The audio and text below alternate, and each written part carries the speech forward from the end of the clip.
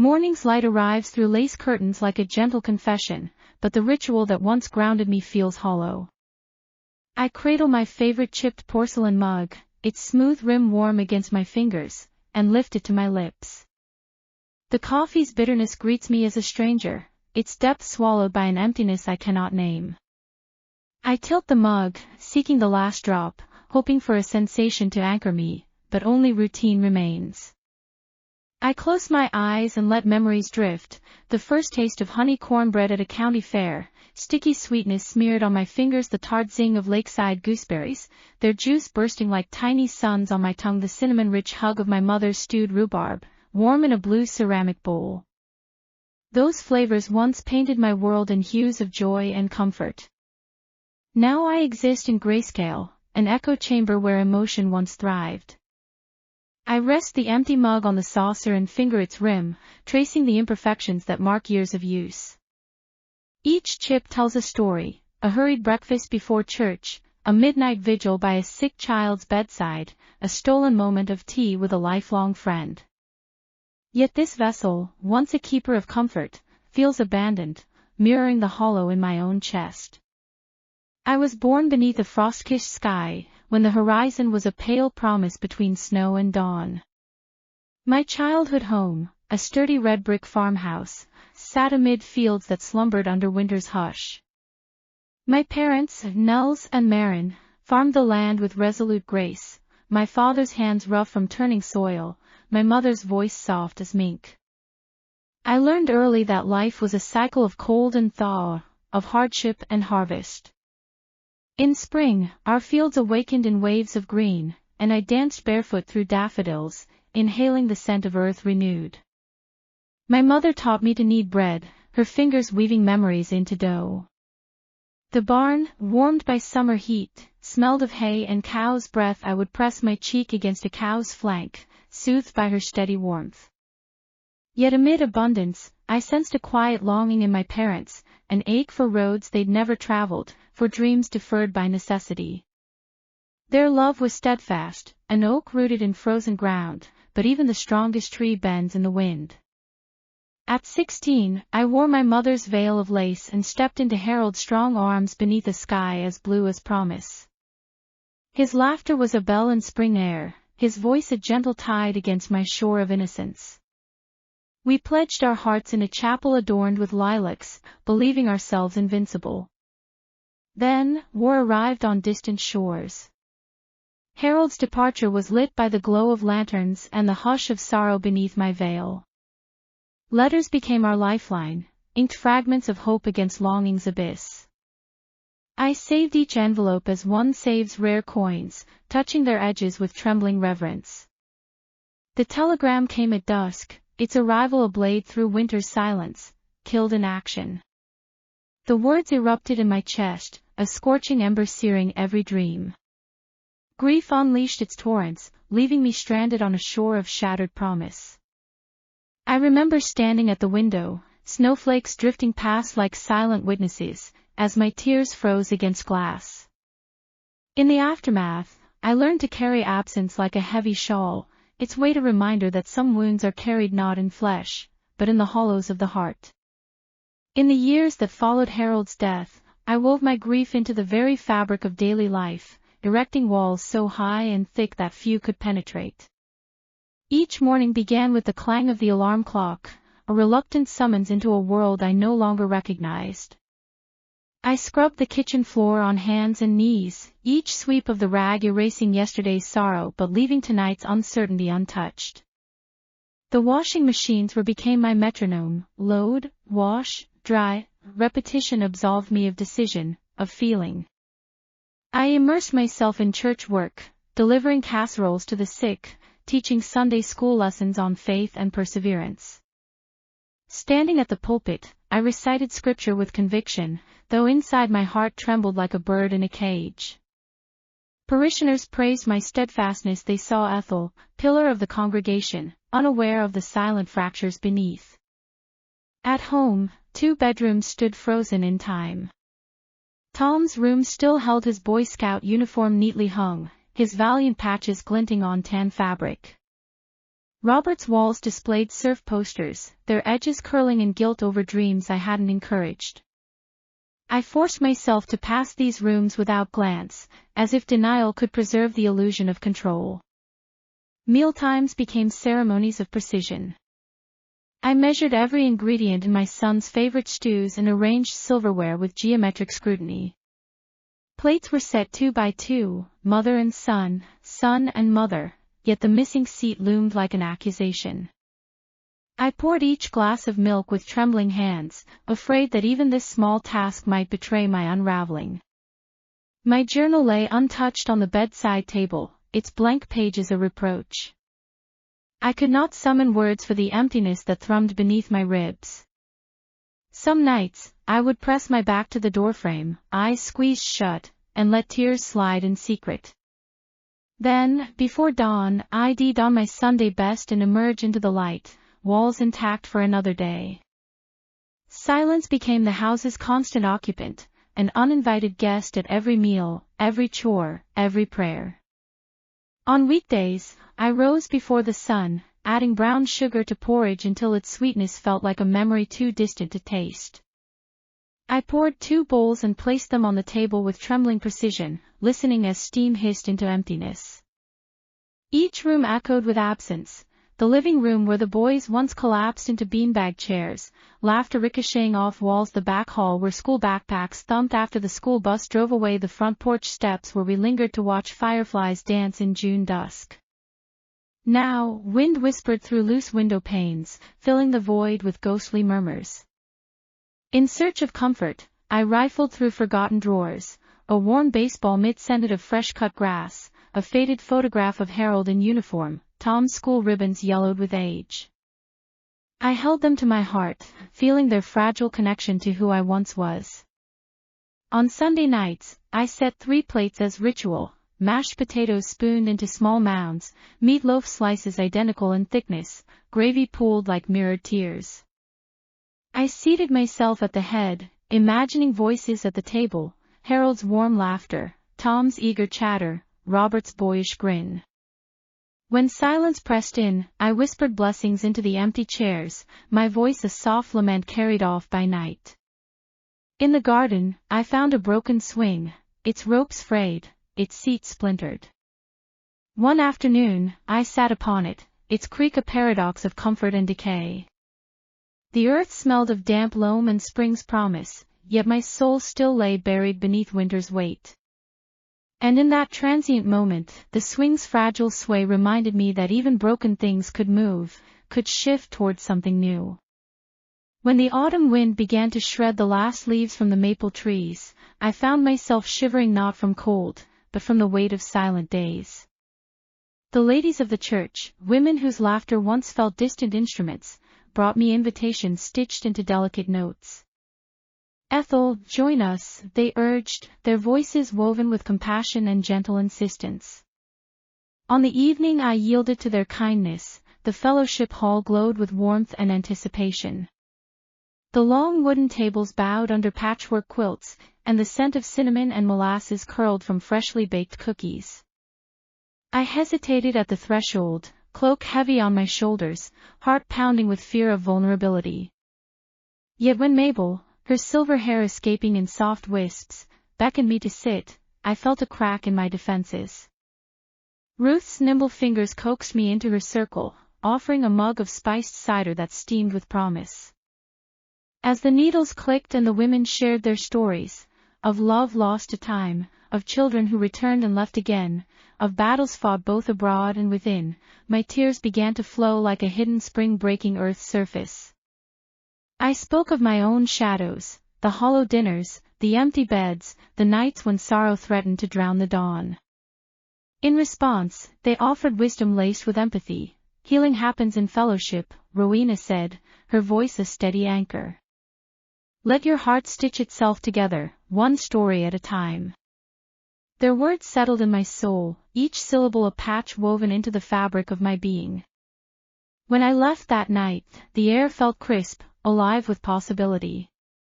My shawl felt lighter, my steps surer. The echo of shared laughter followed me home, filling corridors long accustomed to silence. The next afternoon, I stood before the tarnished mirror that hung in our narrow hallway, a mirror that had witnessed countless morning rituals. Today, however, I saw more than crow's feet and hollow cheeks. I saw a woman on the cusp of being reborn. Yet the doctor's prescription bottle still sat on my dresser like a sentinel.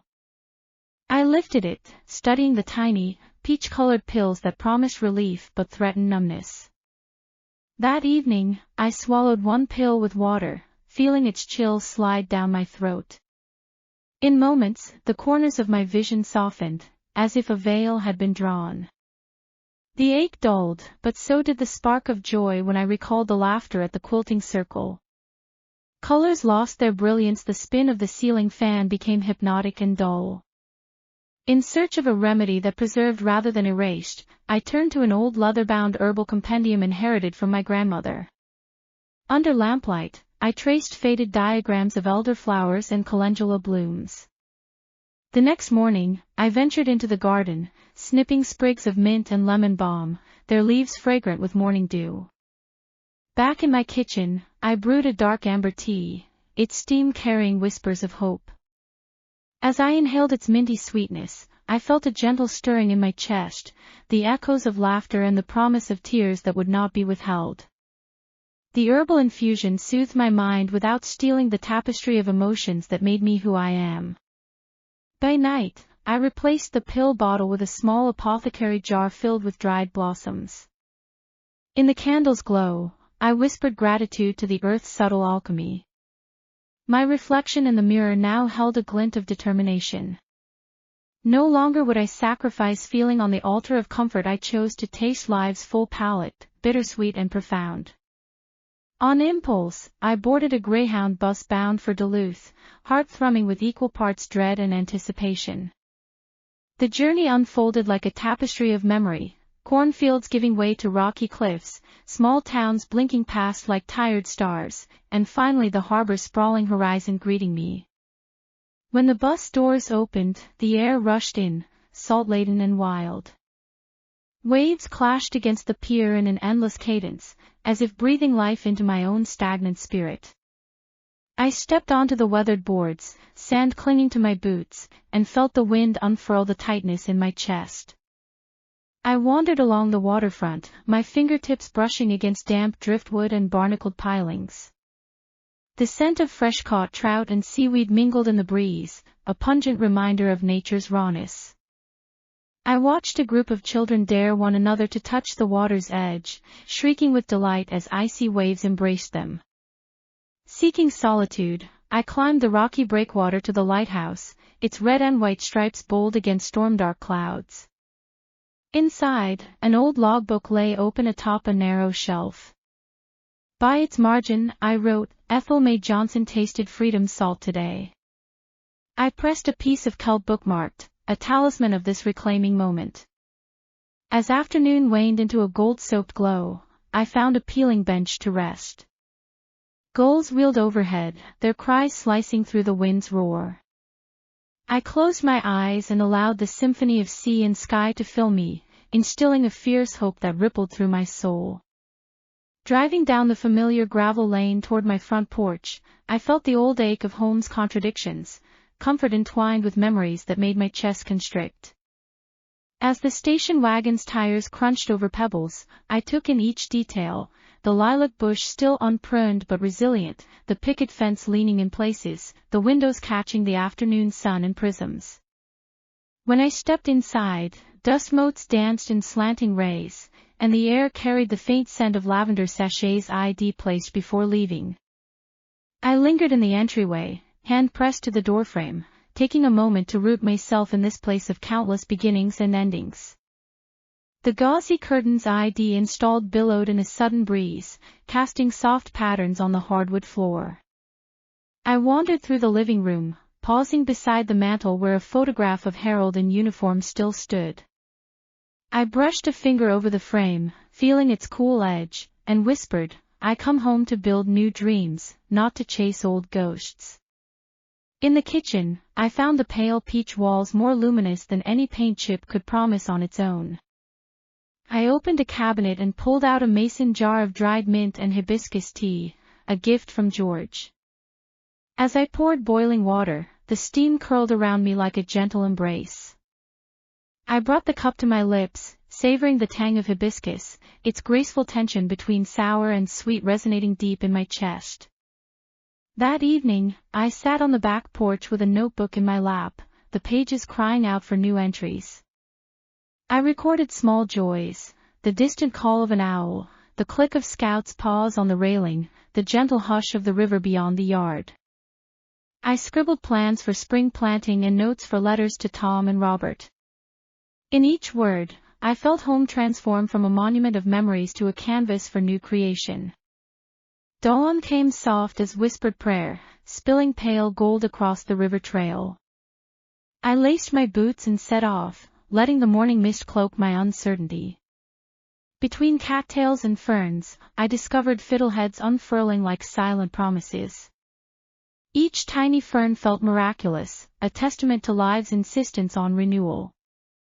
Midway along the path, I paused at my favorite bend where a family of turtles basked on a sunlit log. Their ancient shells glistened, and I crouched at water's edge, reaching out to touch a slick, cool head.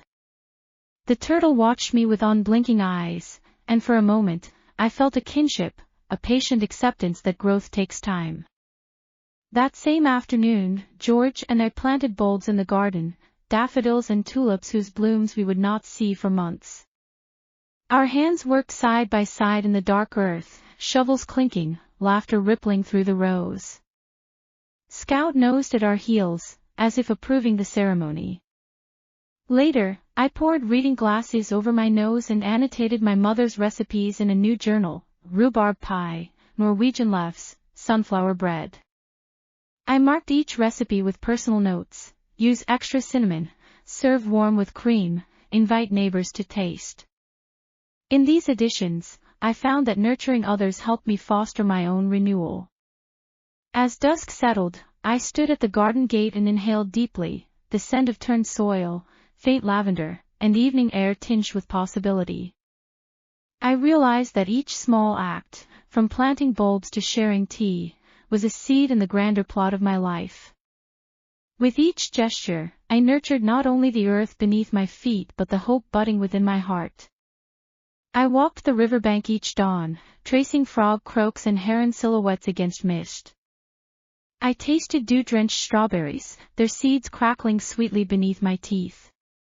Each berry felt like a stolen jewel, evidence that wonder waited at the edge of routine. It was on one frost-laced morning that George appeared, Scout's tail wagging like a banner of greeting. He offered me a thermos of apple cider warmed by clove spices. I sipped the cider, its warmth blossoming in my chest, and realized that companionship carried its own flavor, a blend of trust, curiosity, and shared silence. We spoke of minor wonders, the perfect ripple of sun on water, the geometry of ice crystals, the chirp of an owl at dusk, and found ourselves lingering until the sun tipped higher. In George's company, my world stretched once more beyond solitude's confines, and I began to nourish seeds of possibility that lay dormant in my heart. The annual church bazaar felt different this year, not as an event to endure, but as a celebration of survival. I arrived before dawn to help hang bunting and arrange pastries, the crisp air brimming with anticipation. The quilt we crafted together lay draped over a folding table, its colors richer in perspective, each patch a testament to resilience. As sunlight filtered through the hall's stained glass windows, neighbors drifted in, some with tearful smiles, others with laughter bright as bells. I watched a young mother cradle her newborn and recognized in her the same fragility I once carried. When she paused before our quilt and touched the square of my son's baby blankets, her whispered, "Thank you for sharing your story," felt like a balm. In her gratitude, I discovered that my wounds had woven a fabric of empathy connecting us all. Later, George joined me beside the quilt's edge. He handed me a cup of cinnamon-spiced cider, its steam fogging my glasses. "It's beautiful," he murmured. I nodded, tracing each seam with my fingertip, and felt the pulse of shared history beneath my skin. Autumn's palette deepened, and with it arrived the first letter from Tom's wife, Claire, cooing over her newborn son. Her handwriting arched like breeze-swept grass, and her words shimmered with love and a hint of new mother anxiety. I responded with a hand-stitched bib adorned with tiny pine trees, and pressed a lavender sachet between the pages, my own scent of home. Robert's postcards came next, a Polaroid of him on a surfboard, waves crashing at his feet, and a note that read, "Wish you were here to taste the salt on the wind." His words carried the exuberance of youth, but beneath them lay a longing I recognized. I sat at my desk, pen trembling, and wrote, "I will come. Let me feel that surf beneath my feet, if only for a day." Winter's hush pressed itself against frosted windows, yet inside, our cottage hummed with warmth and human stories. I sat by the hearth's glow, darning the heel of my favorite slipper, its wool threadbare from years of evenings spent at George's side. Each stitch reminded me that repair is a gentle art, no rush, no perfection, just patient persistence. Outside, Scout's paws scuffed against the door as he chased drifting snowflakes through the cracks. George brought in a basket of pine cones for a centerpiece, their earthy scent mingling with the vanilla undertones of the cinnamon buns I had baked that morning. We spread them on the wooden table, a simple feast of comfort foods and quiet companionship. As he sipped his tea, George looked across the table with soft eyes. "You've woven your life back together, Ethel," he said. "Every patch of pain now belongs to the whole of you." I smiled, acknowledging the truth of his words. I remembered the first time I'd refused medicine to soothe sadness, choosing instead to taste grief and grace in equal measure. Imperfection, I realized, was the very proof of authenticity, each crack a line of life's map, each scar a testament to survival. That night, I set aside my darning and stood before the mirror, tracing the lines around my eyes with wonder rather than dismay. They told of laughter shared and tears honored. I whispered a blessing, "May I always remember to celebrate the broken places that make me whole." Spring unfurled its first green ribbons across the garden, and with them, a sense of urgent delight. The rhubarb stalks stood tall, their crimson hues vivid against the pale new leaves. I measured the stalks carefully, recalling my mother's exacting recipes: 3 cups chopped, half a cup sugar, a splash of orange blossom water. George lifted a basket brimming with lavender, its fragrance drifting like a promise. I invited neighbors for a rhubarb and lavender brunch on the porch. Long boards served as tables, draped in pastel cloths that fluttered in the breeze. Mismatched teacups held sprigs of fresh mint. Each guest carried a dish, lemon tarts shimmering with sugar frost, quiches with spinach and goat cheese, bowls of sweet pea salad dotted with edible flowers. As we ate, conversation blossomed like the peonies along the fence, tales of spring weddings, of grandchildren's first steps, of new traditions forming beneath budding trees. I passed around bowls of rhubarb crisp topped with lavender-infused whipped cream. When Mrs. Daniels closed her eyes and murmured, "Best flavor Eve tasted in years," I felt my chest tighten with a joyous swell. When dusk draped the sky in rose and amber, string lights flickered overhead, and the laughter of friends echoed across the lawn. George and I lingered last, Scout at our feet, sipping mint lemonade as fireflies traced luminous arcs. I placed my hand over George, feeling the steady pulse of another heart beside mine. In that serene twilight, I understood that each harvest, literal and metaphorical, reflected the seeds of resilience planted long ago, now blooming in radiant abundance. One morning, I brewed coffee as always, but today, I paused as the aroma curled from the pot. I brought the mug to my lips, and the coffee's warmth unfolded in layers, bitter edge, sweet undertone, a comforting embrace. I closed my eyes, letting each note resonate. The house stirred, sunlight sifted through peach walls, Scout's tail thumped against hardwood floors, and George's footsteps approached. He offered me a biscuit, warm, buttery, crumbly. Together, we settled into the armchairs where I once tasted only emptiness. In that shared silence, I realized that life's flavor is an ever-evolving mosaic, sorrow and joy layered like ingredients in a stew, bitter and sweet dancing on the tongue. Each stitch in the quilt, each letter across the miles, each cup of tea and bite of pie had built a banquet of experience. And as long as I could sip and savor, my story would continue, rich, textured, and impossibly alive.